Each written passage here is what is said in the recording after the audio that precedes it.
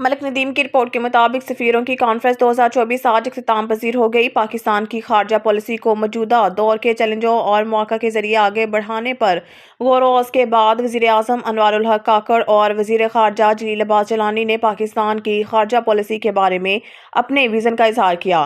سفیروں نے پاکستان کی خارجہ پالیسی کے اہم پہلوؤں پر تبادلہ خیال کیا۔ اقتصادی سفارتکاری اور اقوام متحدہ کے چارٹر کے مقاصد اور اصولوں، کثیر الجہتی اور بین الاقوامی قانون کے لیے پاکستان کی مسلسل وابستگی پر زور دیا۔ خبر شامل کرتے ہیں اسلام آباد سے۔ ملک ندیم کی رپورٹ کے مطابق اسپیشل انویسٹمنٹ فیسیلیٹیشن کونسل نے پاکستان کے ٹیکس مشینری کی ری اسٹرکچرنگ کی منظوری دے دی۔ یہ 15 سالوں میں دوسری اوور ہال ہے۔ وزیر اعظم انوار الحق کاکڑ کی سربراہی میں کونسل نے federal board of revenue (FBR) کو 2 اداروں میں تقسیم کرنے کی توثیق کی۔ اس سے ٹیکس پالیسیاں بنانے کا اختیار ختم کر دیا۔ SIFC نے اس ہفتے FBR کی تنظیموں کو سبز رنگ دیا، جس سے نئے منصوبے کے نفاذ کے لیے 1 ماہ کی مدت دی گئی۔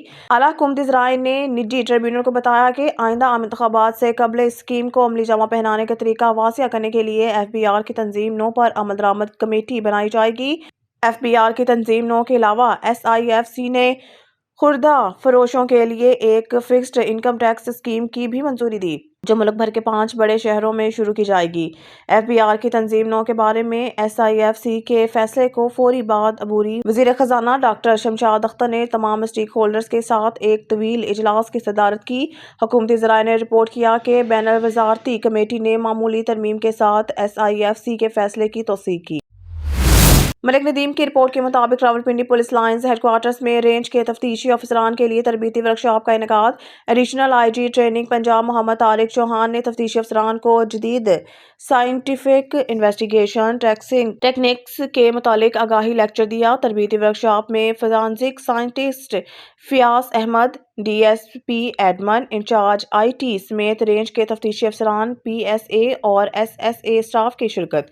جرائم کے خاتمہ اور روک تھام کے لیے ضروری ہے کہ جرائم کی جڑ تک پہنچا جائے۔ Additional IG Muhammad Tariq Chauhan. تفصیلات کے مطابق Rawalpindi police lines headquarters میں رینج کے تفتیشی افسران کے لیے تربیتی ورکشاپ کا انعقاد کیا گیا۔ Additional IG training Punjab Muhammad Tariq Chauhan نے تفتیشی افسران کو جدید سائنٹیفک انویسٹیگیشن ٹیکنیکس کے متعلق آگاہی لیکچر دیا۔ تربیتی ورکشاپ میں forensic scientist Fayyaz Ahmed, DSP admin Shahida Yasmin, in charge IT Hammad Zafar سمیت رینج کے تفتیشی افسران، PSA اور SSA اسٹاف نے شرکت کی۔ ورکشاپ میں فورینسک سائنٹسٹ فیاض احمد نے تفتیشی افسران کو تفتیش میں سامنے آنے والی خامیوں، شواہد کو محفوظ بنانے، پارسل کی تیاری اور اس کی حفاظت اور اہمیت کے متعلق لیکچر دیا۔ انچارج IT نے تفتیش میں انفارمیشن ٹیکنالوجی کے استعمال، مسلکی police station record management system میں تکمیل، کرائم پریونشن ایپس کے استعمال اور افادیت کے متعلق آگاہی فراہم کی۔ Additional IG training Punjab Muhammad Tariq Chauhan کا کہنا تھا کہ جرائم کے خاتمہ اور روک تھام کے لیے ضروری ہے کہ جرائم کی جڑ تک پہنچا جائے۔ ندیم کی رپورٹ کے مطابق بین الاقوامی منشیات اور قانون نافذ کرنے والے امور کے بیورو کے نمائندوں نے کیپٹل پولیس کالج اسلام آباد کا وزٹ کیا۔ Capital police officer law and order Shakir Hussain Dawar نے کالج کے مختلف شعبہ جات اور کورسز پر بریفنگ دی۔ INL نے کیپٹل پولیس کالج کے استعداد کار کو بہتر کرنے کے لیے کورس سلیبس، کلاس رومز کو بہتر کرنے میں دلچسپی کا اظہار کیا تاکہ کالج کے معیار کو مزید بہتر کیا جا سکے۔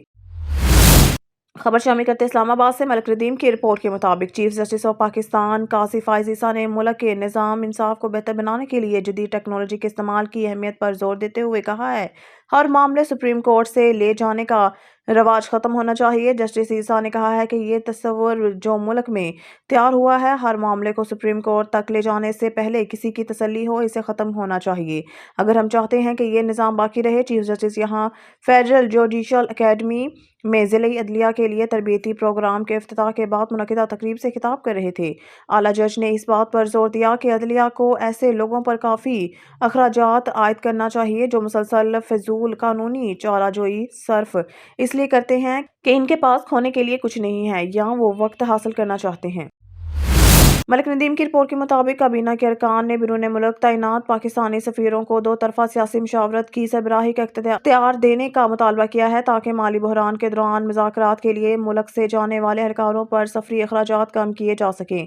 کابینہ کے ایک رکن نے حالیہ اجلاس میں تجویز دی کہ بیرون ملک پاکستانی مشنز کے متعلقہ سفیروں کو مشاورت کے سربراہ کے طور پر نامزد کیا جانا چاہیے تاکہ حکومت کو درپیش مالی مشکلات کی وجہ سے غیر ضروری غیر ملکی سفری اخراجات سے بچا جا سکے۔ انہوں نے مزید کہا کہ زیادہ تصویراتی اہمیت کے حامل ممالک کے لیے متعلقہ وزراء مشاورت کی قیادت کر سکتے ہیں۔ اس کے باوجود میں وزارت خارجہ نے اس بات پر زور دیا کہ اس طرح کے ادارہ جاتی انتظامات زیادہ تعاون کے ذریعے کسی ملک کے ساتھ دو طرفہ تعلقات کے لیے گہری مصروفیت اور اعلیٰ اہمیت کی عکاسی کرتے ہیں اور اس لیے سفیروں کی نمائندگی جو کہ روزمرہ کا معاملہ تھا عزم کی مطلوبہ سطح کا اشارہ نہ کریں۔ تاہم وزارت نے جہاں بھی ممکن ہو اس طرح کی مشاورت کے تعداد میں کمی کی ضرورت پر اتفاق کیا۔